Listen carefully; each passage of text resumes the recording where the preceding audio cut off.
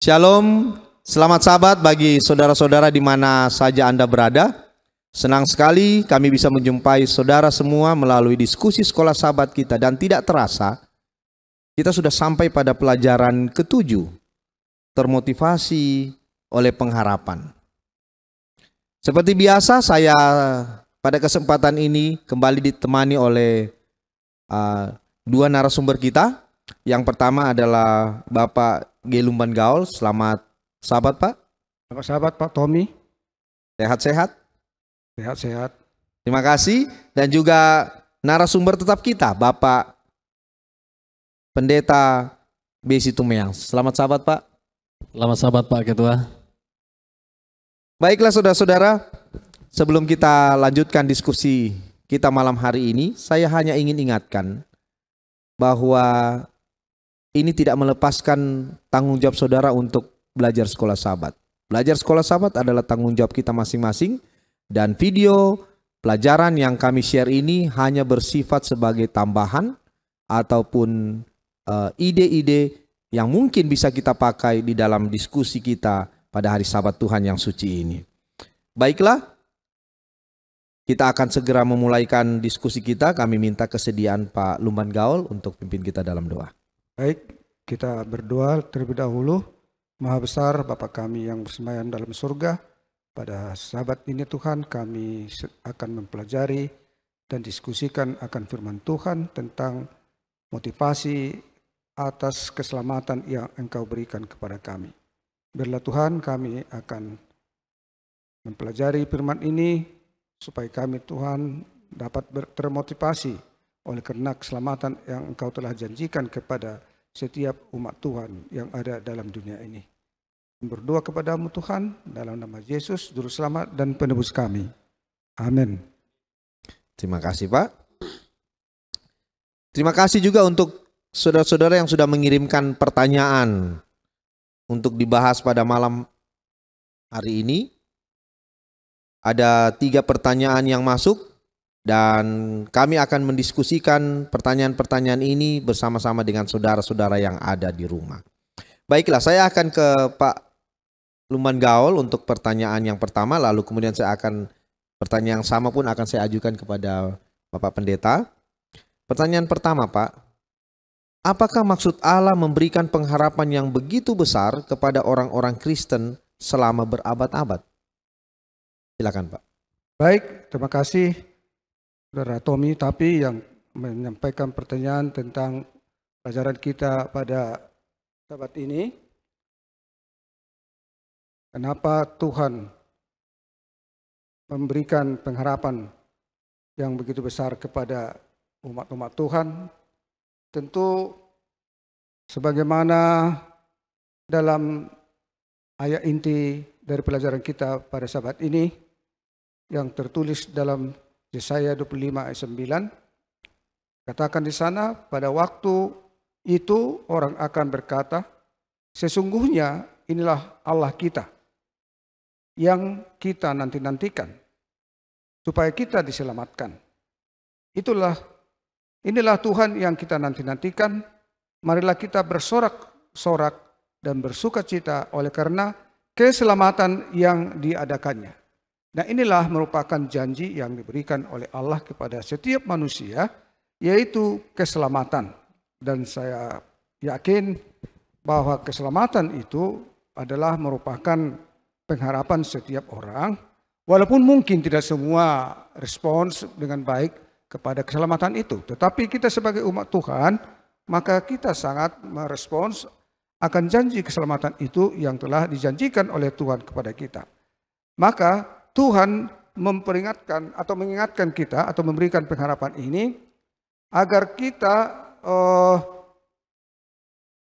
supaya kita dapat bersedia untuk menantikan kedatangan Yesus yang kedua kali, sehingga kita akan dapat mempersiapkan diri untuk itu. Jadi salah satu daripada tema yang sering atau tema inti daripada Alkitab itu adalah, atau kitab suci adalah kedatangan Yesus yang kedua kali. Jadi kita sangat berharap dan kita juga akan ikut serta nanti bila mana Yesus datang kedua kali. Sebab apa yang terjadi di dalam janji itu atau bila mana nanti Yesus datang ke dunia ini, sebagaimana tertulis dalam Wahyu 21 ayat 1 sampai 2 dan 4, dikatakan di situ, lalu aku melihat langit yang baru dan bumi yang baru. Sebab langit yang pertama dan bumi yang pertama telah berlalu dan laut pun tidak ada lagi. Terus, dan ia akan menghapus segala air mata dari mata mereka. Dan maut tidak akan ada lagi. Tidak akan ada lagi perkabungan atau ratap tangis atau duka cita. Sebab segala sesuatu yang lama itu telah berlalu. Jadi ini adalah suatu janji yang sungguh memberikan harapan kepada kita, ya.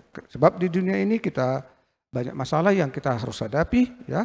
Masalah keuangan, masalah kesehatan, tetapi nanti dalam kerajaan surga kita tidak akan mengalami itu lagi. Maka oleh karena inilah yang membuat kita termotivasi supaya kita dapat mempersiapkan diri untuk kedatangan Yesus yang kedua kali. Dan itulah Tuhan ingin supaya Dia selalu mengingatkan kita supaya kita termotivasi untuk harapan ini. Terima kasih. Terima kasih Pak. Pertanyaan yang sama kepada Pak Pendeta. Kenapa Tuhan memberikan pengharapan yang begitu besar kepada orang Kristen? Dan ini sudah berlangsung selama berabad-abad. Silakan Pak. Iya, baik. Terima kasih. Menambahkan apa yang sudah disampaikan oleh Pak Lumbang Gaul tadi, bahwa sebelum ke sana ya, bahwa ditemukan ada 1845 referensi ayat Alkitab di Perjanjian Lama yang berbicara tentang kedatangan Kristus kedua kali. Cukup banyak. Bahkan banyak, 1845 ayat. Kemudian ada 260 pasal di Perjanjian Baru juga berbicara tentang kedatangan Yesus kedua kali. Bahkan dari 27 kitab Perjanjian Baru, 23 kitab itu membicarakan tentang kedatangan Yesus. Jadi luar biasa, Perjanjian Lama, Perjanjian Baru berbicara tentang kedatangan kedua kali. Dan itulah pengharapan kita. Pengharapan kita adalah bahwa Yesus akan datang, menyudahi segala penderitaan di atas dunia ini.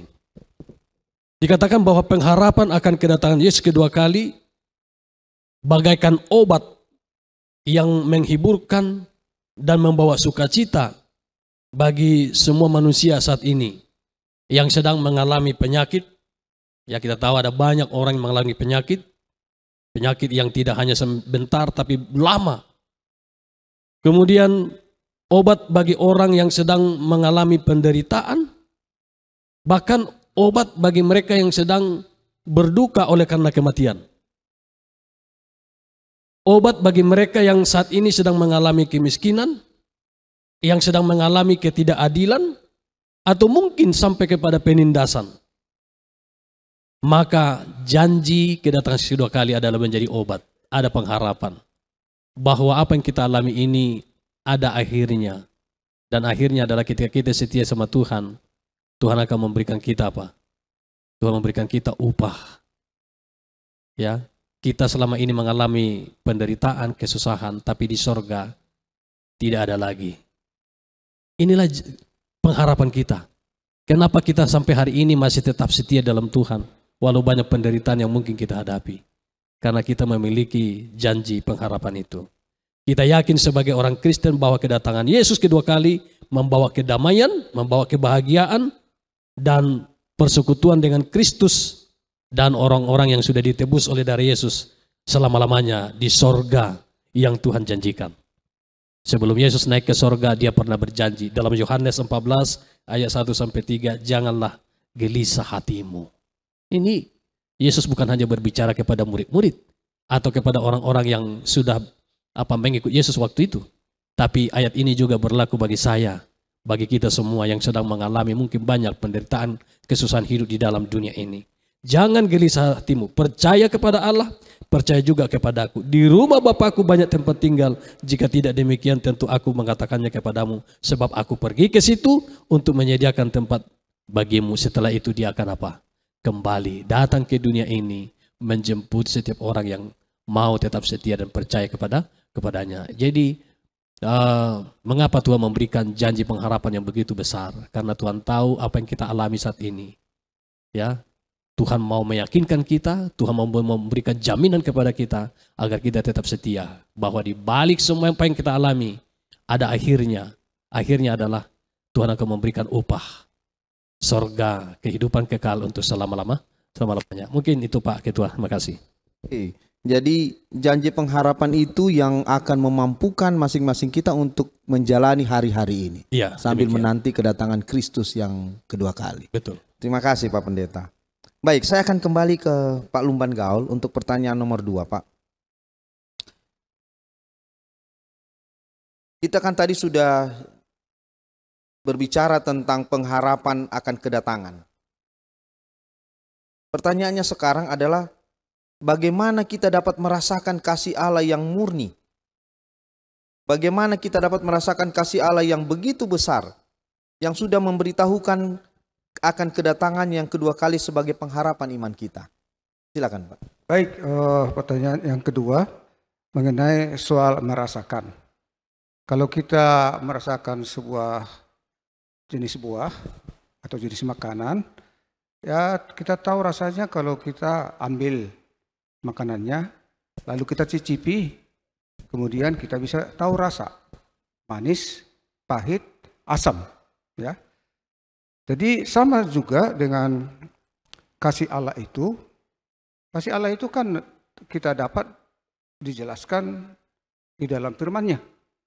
Maka untuk dapat merasakan kasih Allah itu yang murni, maka perlu kita cari tahu. Ya, cari tahu di mana sumber daripada kasih Allah itu. Lalu kita ada keinginan untuk mengetahui. Tentu bagi kita yang bisa membaca, lalu membaca Alkitab. Karena disitulah sumber daripada kasih Allah yang sejati itu atau yang murni itu.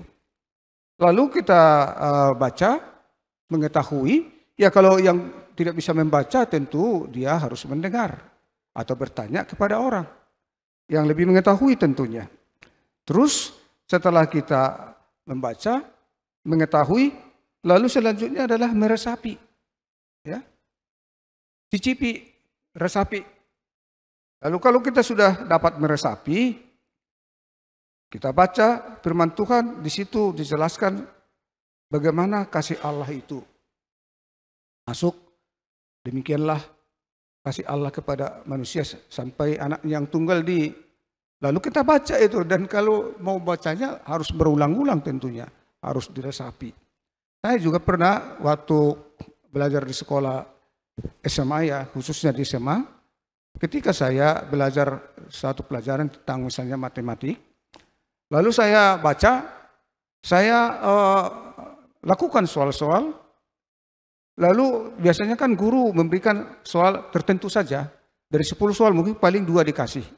Tapi saya mencoba mempelajarinya dan melatihnya mengerjakan soal dari 10 soal yang ada dalam buku, sehingga dengan saya menguasai soal-soal yang di dalam buku, maka saya dapat menguasai apa yang saya pelajari itu. Jadi demikian juga bahwa firman Tuhan itu harus dibaca, diulang-ulang, supaya kita dapat meresapi akan kasih Allah itu. Dan untuk mengetahui tentu butuh belajar, butuh waktu, supaya kita dapat melihat apa kasih Allah itu. Kasih Allah itu juga kalau kita sudah belajar dari firman-Nya, lalu kita bisa juga belajar dari alam, ya, dari alam, sehingga kita diberikan satu pelajaran tentang kasih Allah itu. Dan belajar firman-Nya dengan sungguh-sungguh, ya seperti yang saya katakan tadi, berulang-ulang dengan tuntunan Roh, maka kita akan mendapatkan makna daripada kasih Allah itu, sehingga firman Allah, kasih-Nya yang terdapat dalam firman-Nya itu saya sudah meresap dalam tubuh kita, dalam hati sanubari kita, maka kita akan mempunyai iman yang sangat teguh untuk firman-Nya dan terutama janji-janji yang diberikan kepada kita, yaitu tentang kedatangan Yesus yang kedua kali.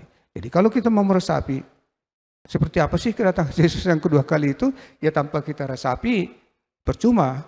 Jadi memang harus diresapi sehingga kita mengimaninya. Dengan mengimaninya, maka segala sesuatu yang merintangi kita untuk dapat menerima janji Allah itu, maka semuanya akan tersingkir dan kita hanya berpikir mengenai janji Allah, kasih Allah dengan kedatangannya yang kedua kali untuk membawa umat-umatnya yang setia kepadanya. Demikian Pak Tapi. Jadi saya garis bawahi, untuk bisa merasakan kasih Allah, saya dan saudara harus mencicipinya. Betul. Bukan saja mencicipinya, tapi meresapinya. Betul. Terima kasih Pak Lumban Gaul. Oke, saya ke Pak Pendeta dengan pertanyaan sama. Silakan Pak. Iya, baik. Jadi saya pikir sebagai umat Tuhan yang membaca Alkitab, apa yang sudah diterangkan di dalam Alkitab, dan itu kita bisa rasakan dalam hidup kita terjadi. Alkitab berbicara tentang perlindungan Tuhan, kita rasakan perlindungan Tuhan. Alkitab berbicara bagaimana Tuhan menyediakan segala kebutuhan kita rasakan bagaimana Tuhan memenuhi kebutuhan kita. Firman Tuhan mengatakan bagaimana kita diberikan kesehatan yang baik, kita melihat bagaimana kita boleh hidup sehat di dalam Tuhan. Bahkan ketika kita mengalami misalnya penyakit, mungkin masalah ekonomi, atau lain hal apapun dalam hidup kita bisa merasakan kasih Tuhan. Karena ketika kita serahkan kepada Tuhan dengan sungguh-sungguh kita berdoa, kita di satu ketika akan melihat bagaimana Tuhan menolong kita. Ada banyak pengalaman orang yang pada akhirnya dia sadari bukan karena kekuatannya, tapi karena hanya pertolongan Tuhan. Seringkali orang berkata, aduh kalau saya mah nggak mungkin, tapi ini semua karena kebesaran Tuhan. Itu sebenarnya kita menikmati atau merasakan kasih Tuhan dalam hidup kita. Tetapi lebih daripada itu, Alkitab sangat jelas memberitahu kepada kita bagaimana kasih Allah yang sangat luar biasa itu. Ada dua hal. Yang pertama adalah kematian Yesus di kayu salib, bukti kasih Allah yang nyata dalam hidup kita. Bahwa Yesus menjadi juru selamat bagi kita. Tuhan adalah kudus, mulia, tapi rela meninggalkan kemuliaannya hanya untuk kita manusia yang jatuh di dalam dosa dan mati di kayu salib untuk menggantikan kita agar kita terbebas dari kungkungan dosa. Yang kedua adalah bukti kasih Allah kepada kita adalah Dia mau datang kali yang kedua. Kedatangan kedua kali memberikan kita membuat kita menjadi merasakan, wah luar biasa Tuhan itu. Bukan berarti Tuhan sudah ada di sorga lalu melupakan kita. Dia berjanji bahwa Dia akan datang kembali menjemput kita. Siapa sih kita? Orang yang sudah mengecewakan Dia, orang yang sudah membunuh Dia, orang yang melawan Dia dalam hidup ini. Mari kita periksa, mari kita evaluasi diri kita. Apa yang kita lakukan hari ini misalnya, setiap hari misalnya. Bukankah kita melakukan hal-hal yang jauh dari apa yang Tuhan inginkan? Tapi Tuhan masih berjanji untuk saya, untuk Pak Tommy, untuk Pak Lubanggal, Dia akan datang untuk menjemput semua orang yang walaupun penuh dengan dosa, tapi mau menyerahkan hidupnya di dalam Tuhan. Itu Pak Tapi, makasih. Oke, terima kasih Pak Pendeta. Baiklah, sekarang ke pertanyaan yang ketiga, ini lebih bersifat aplikatif dalam kehidupan kita. Bagaimana supaya kita bisa membuat komitmen untuk tetap setia di dalam iman kita, sementara kita melihat satu-satu peristiwa penting yang dinubuatkan itu mulai digenapi. Nah, komitmen apa yang harus kita buat di dalam hidup kita supaya kita bisa tetap setia di dalam iman ini? Silakan Pak Lumban Gaul. Baik, mungkin saya sedikit bawakan dulu atau sampaikan mengenai arti daripada termotivasi dalam Kamus Bahasa Indonesia KBBI. Ini mungkin akan menolong, di mana di sana disebutkan bahwa motivasi adalah dorongan yang timbul pada diri seseorang secara sadar atau tidak sadar untuk melakukan sesuatu tindakan dengan tujuan. Ini artinya bahwa ada dorongan yang membuat kita termotivasi dengan suatu dorongan karena ada suatu tujuan. Ya kan? Kalau kita tidak punya tujuan, apapun kita kita tidak akan termotivasi. Maka kenapa apa yang membuat kita mempunyai tujuan ya? Sebagaimana tadi yang saya katakan sebelumnya bahwa kita itu ada suatu harapan, yaitu mengenai kedatangan Yesus yang kedua kali, bagaimana nanti umat-umat Tuhan hidup di dalam kerajaan surga. Nah ini saya sudah punya motivasi, lalu saya tentu inilah yang menjadi tujuan saya supaya saya dapat menikmati harapan itu. Nah makanya kalau kita sudah bisa meresapi akan kasih dan janjinya, maka itu akan menolong kita bisa berkomitmen. Kita punya tujuan dengan motivasi bahwa kita akan masuk dalam kerajaan surga dan kita harus imani. Kalau kita nggak imani, tentu itu akan ragu-ragu kita karena dalam mencapai tujuan itu, apapun yang menjadi tujuan kita, besar kecil, selalu ada rintangan. Dan kita dapat berhasil untuk melampaui rintangan dengan target, dengan tujuan yang ada di depan, yang saya harus capai. Karena saya harus mencapai, masuk dalam kerajaan surga, maka berbagai rintangan. Ya tentu rintangan itu sangat banyak dihadapi oleh setiap manusia ya. Seperti yang kita katakan, masalah keuangan, masalah pergaulan, masalah kematian, dan banyak tantangan yang kita hadapi dalam hidup ini. Maka kalau kita sudah punya tujuan untuk mendapatkan kerajaan surga itu, yang mana di sana hidup bahagia, senang, tidak ada lagi air mata, tentu iman kita untuk itu, maka kita akan bisa berkomitmen dengan mempelajari nubuatan juga, ya, dan yang melihat yang sudah digenapi. Jadi nubuatan itu sudah ada sejak dalam Kejadian 3:15, itu merupakan suatu nubuatan bahwa iblis itu akan dikalahkan, dan beberapa nubuatan yang dicatat di dalam Alkitab karena Tuhanlah yang mengetahui mengenai kejadian dunia ini. Dan beberapa dari nubuatan itu sudah digenapi, tentu dicatat dalam sejarah juga, karena sejarah juga mencatat apa yang sudah terjadi, dan itu juga sudah dicatat dalam Alkitab. Tentu karena kerajaan surga itu kan sebuah nubuatan juga. Nah kalau kita sudah percaya dan sudah melihat kegenapan nubuatan-nubuatan yang sudah terjadi, maka tentu nubuatan-nubuatan yang belum terjadi, tentu kita akan percaya untuk itu. Sehingga kita mau berkomitmen untuk tetap setia di dalam Tuhan. Jadi saya pikir ini adalah merupakan suatu, artinya kalau kita sudah punya tujuan, karena ada suatu motivasi, maka kita akan berkomitmen untuk setia kepada Tuhan. Walaupun apa yang terjadi. Tapi kalau kita memang tidak punya tujuan, tidak ada motivasi, ya mungkin kita akan naik turun dalam iman kita ya. Tapi harapan kita akan walaupun naik turun, tetapi trennya naik. Karena ada tren itu, ada naik turun, tapi trennya naik. Ada naik turun, trennya mendatar. Ada juga naik turun, trennya turun. Nah, kita mau, karena kita hidup ini kan karena manusia yang punya kelemahan naik turun, tapi trennya naik. Nah, kira-kira begitu Pak Tommy. Terima kasih Pak. Ya, jadi Pak Pendeta, salah satu nubuatan yang kita tunggu sekarang ini adalah tentang datangnya kerajaan batu. Nah, sementara kita menunggu itu, pertanyaan masih sama. Sementara kita menunggu pengharapan, janji dalam pengharapan itu, bagaimana supaya kita bisa memiliki komitmen bahwa saya akan setia di dalam iman saya menunggu kedatangan Yesus yang kedua kali. Baik, terima kasih Pak Tommy. Jadi memang kepada murid-muridnya ketika Yesus naik ke sorga, janji kedatangan Yesus kedua kali menjadi pengharapan para pengikutnya ketika itu. Bahwa dia katakan, aku akan datang kembali. Itu menjadi pengharapan bagi murid-murid dan juga pengikut-pengikutnya ketika itu.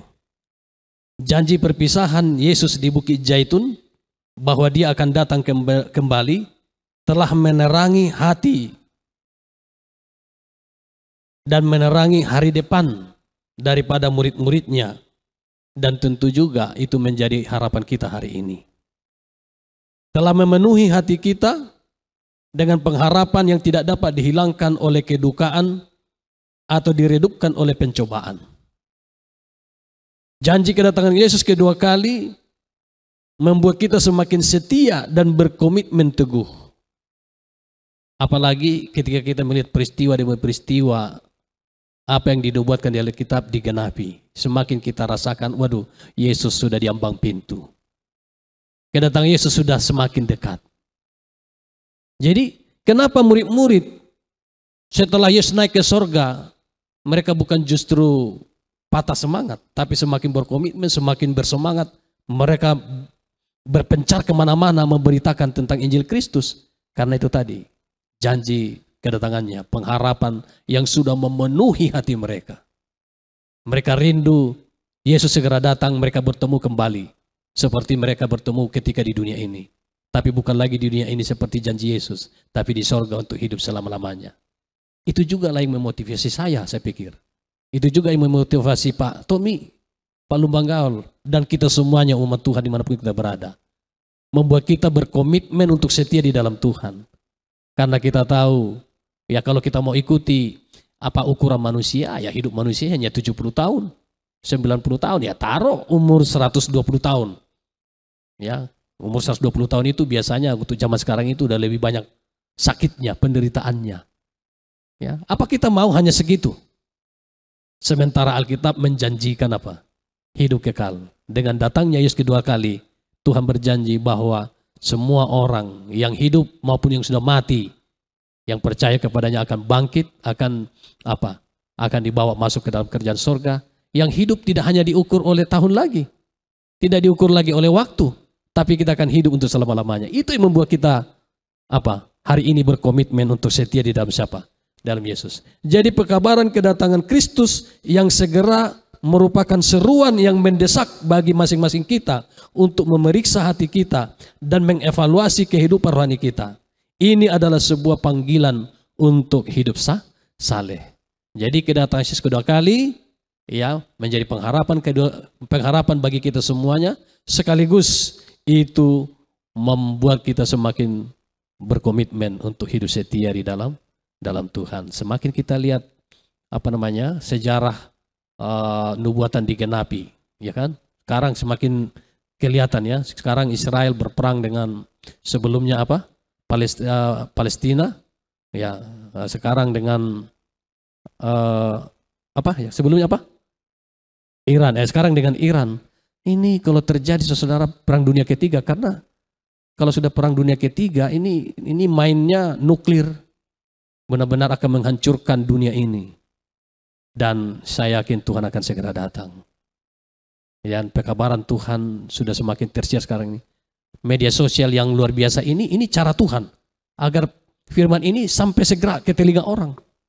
Ya, jangan kita pikir, wah media sosial yang teknologi yang luar biasa ini hanya pekerjaan dunia. Tidak. Saya percaya ini adalah juga rencana Tuhan. Karena kalau hanya mengandalkan manusia, seberapa kita bisa.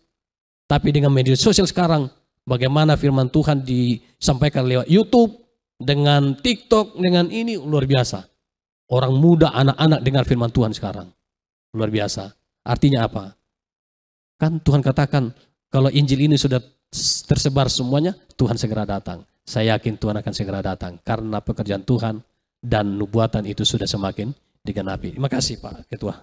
Terima kasih Pak Pendeta untuk penjelasannya. Tidak terasa saudara-saudara, waktu yang membatasi diskusi kita pada saat ini, dan sebelum kita menutup diskusi ini, saya ingin minta closing statement dari Pak Lumbang Gaul dan Pak Pendeta, barangkali dari Pak Lumbang Gaul dulu, untuk memberikan closing statement terkait dengan pelajaran yang ketujuh, termotivasi oleh pengharapan. Silakan Pak. Baik, Saudara Tommy, kita tadi telah mempelajari atau membahas mengenai adanya pengharapan Kita percaya kepada janji Tuhan itu dan kita sudah resapi. Tentu dengan itu maka kita akan tetap setia walaupun ada rintangan-rintangan. Tetapi kalau kita memang masih ragu-ragu, tentu itu akan membuat iman kita goyah, ya, goyah. Karena dalam hidup kita ini sebenarnya kalau kita renungkan, hidup ini sebenarnya sangat singkat ya. Walaupun orang yang sekaya-kayanya, setinggi-tingginya pangkatnya, tapi pada akhirnya akan meninggal. Ya sampai di situ aja harapannya. Kalau misalnya kalau kita coba lihat produktivitas seseorang, katakanlah umur 25 sampai umur 60, masa-masa produktif atau 40 tahun. Dan setelah itu misalnya usia lanjut, seperti saya sudah termasuk usia lanjut dini ya, masih lanjut dini ya, belum ya, dan sudah merasakan bahwa penyakit sudah datang ya, dan sebagainya dan sebagainya. Memang kalau kita sadari, renungkan bahwa dunia kita ini sebenarnya hanya singkat saja ya, enggak kesenangan yang kita nikmati, bisa makan sana sini di restoran misalnya, bisa jalan sana sini ya. Tetapi kan hanya di situ aja itu kan selesai. Dan kesenangan yang ada dalam hidup dunia kita yang kita alami tidak sebanding dengan harapan yang dalam kerajaan surga. Tetapi kadang-kadang kita tidak bisa membandingkan harapan janji surga itu seperti apa ya. Kita kurang peduli jadinya kan, kita lebih menikmati dunia ini. Jadi tentu dengan adanya harapan kita itu, kita yakini, kita imani, maka kita akan berjuang tentunya untuk dapat memperolehnya. Dengan tentu seperti yang saya katakan tadi, kita jatuh bangun dalam hidup ini. Tetapi kalau kita ingat akan janji Tuhan itu, maka kita bangkit lagi. Ketika jatuh, ya ingat akan tujuan kita, maka kita bisa bangkit lagi. Seperti Musa. Kita tahu Musa itu adalah dalam Ibrani 11 ayat 24, karena iman maka Musa setelah dewasa menolak disebut anak putri Firaun. Dia mempunyai kesempatan yang besar. Dia telah dididikan istana. Dia sebenarnya bisa menjadi calon Firaun dan menjadi seorang yang berkuasa. Dan sudah berkuasa tentu menjadi orang kaya. Tapi semua dia tinggalkan. Karena dikatakan dia lebih baik katanya menderita sengsara dengan umat Allah. Dan daripada untuk sementara menikmati kesenangan dari dosa. Ya. Jadi kesenangan dari dosa. Kesuksesannya sebagai didikan di istana Firaun sudah di tangan. Tapi semuanya itu dia lupakan. Dia lebih baik sengsara dengan. Nah sekarang, apakah kita lebih mengutamakan kenikmatan dunia ini daripada surga? Kalau kita dapat merasakan bahwa surga itu walaupun kita belum lihat, tapi percaya kepada janji Tuhan, maka tentu kita akan lebih mengutamakan sesuatu yang berkenan agar kita dapat masuk dalam kerajaan surga. Saya kira demikian. Jadi kita punya tujuan, yakin, beriman, maka walaupun kita jatuh bangun dalam hidup ini, tetapi suatu saat nanti kita akan tiba di dalam kerajaan surga. Demikian saudara Tomita. Terima kasih Pak Luman Gaul. Silakan Pak Pendeta. Baik, makasih. Untuk menyambung atau menambahkan sedikit yang disampaikan oleh Pak Lubang Gaul tadi. Sebagai kesimpulannya, termotivasi oleh pengharapan. Kita bersyukur kepada Allah yang memberikan kita pengharapan dan kita yakin bahwa Tuhan akan menggenapinya dalam kehidupan kita. Di dalam ayat inti kita dikatakan pada waktu itu orang berkata sesungguhnya inilah Allah kita yang kita nantikan supaya kita diselamatkan. Inilah Tuhan yang kita nantikan. Mari kita bersorak-sorak. Kita sudah mengenal Yesus melalui Alkitab. Dia adalah Allah yang benar yang kita yakini akan memberikan kita keselamatan. Janji kedatangan kedua kali adalah pasti. Mari kita tetap setia di dalam Tuhan. Karena ketika Tuhan datang kita akan melihat kebesaran Tuhan. Dan api penderitaan yang kita alami saat ini tidak sebanding dengan apa yang Tuhan janjikan bagi kita. Ketika kita nanti ada di sorga, hidup dalam kekekalan di sorga dan dunia baru. Maka penderitaan yang kita alami sekarang ini, yang saat ini kita rasakan cukup berat, bahkan sangat berat, hampir putus asa. Tapi ternyata setelah di sana nanti kita akan katakan, Tuhan, tidak seberapa yang saya alami, kok saya bisa ada di sini. Luar biasa. Inilah yang akan terjadi dalam kehidupan kita sebagai umat Tuhan. Oleh karena itu, Pak Tommy, Pak Lumanggaol, dan kita semua dimanapun saudara berada, mari kita setia kepada Allah kita yang kita kenal lewat firman-Nya, kepada Yesus yang berjanji akan datang kembali. Demikian Pak, terima kasih. Oke, berarti janji pengharapan akan kedatangan yang kedua kali memotivasi saya dan saudara untuk tetap setia. Amin. Bahkan lebih setia daripada sebelumnya. Tetap berpegang teguh sambil menunggu kedatangan Tuhan kita Yesus Kristus di awan-awan. Terima kasih Pak Lumanggaol, terima kasih Pak Pendeta untuk diskusi malam hari ini. Dan terima kasih juga saudara-saudara sudah menyaksikan tayangan pada saat ini. Baiklah, kita akan berdoa sebelum kita menutup acara ini. Saya minta Pak Pendeta untuk mendoakan kita. Mari kita bersatu dalam doa. Bapa yang kekal, terima kasih. Kami sungguh bersuka cita, berbahagia mengenal Engkau lewat firman-Nya.